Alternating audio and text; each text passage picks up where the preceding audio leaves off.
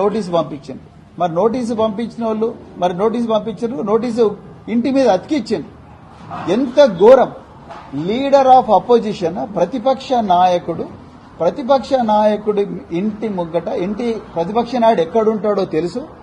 ఆ కేబినెట్ లో ఉండే మంత్రులందరూ కూడా ప్రతిపక్ష నాయకుడి ఇంటికి పోయి రకరకాల పండగలకు కార్యక్రమాలకు ఇన్వైట్ చేయడం వచ్చు, ఫోటోలు దిగడం వచ్చు, సోషల్ మీడియాలో పెట్టడం వచ్చు, అధికారికంగా ఇవ్వడం వచ్చు. కానీ రేవంత్ రెడ్డి గారి కింద పనిచేస్తున్న పోలీసులకు మాత్రం కేసీఆర్ గారు నివాసం ఉంటున్న బంజారా హిల్సే కనిపిస్తా ఉన్నది, నందినగరే కనిపిస్తా ఉన్నది.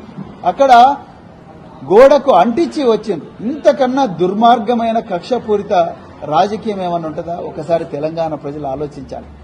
నేను దాంట్లో లీగల్ పాయింట్స్ కూడా చెప్తాను, ఎందుకు నోటీస్ అంచడం తప్పనేది.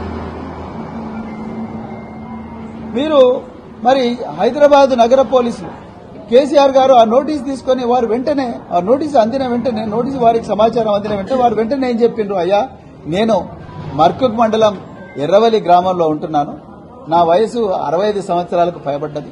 చట్ట ప్రకారం 65 సంవత్సరాల పైబడ్డ వ్యక్తులను మీరు వాళ్ళు ఎక్కడుంటే అక్కడనే వాళ్ళతో మాట్లాడాలి, వాళ్ళని విచారించాలి.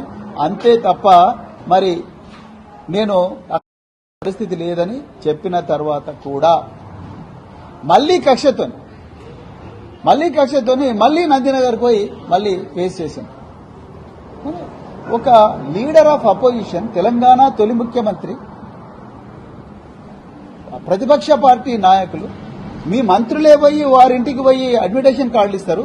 కానీ మీకు మాత్రం నందినగరే కనిపిస్తున్నది, మరకుకు రావడానికి మీకు ఇష్టం లేదు. అంటే ఎంత కక్ష రేవంత్ రెడ్డి మనసులో ఉన్నదో, ఎంత కక్ష, ఎంత వివక్ష మీరు చూడండి.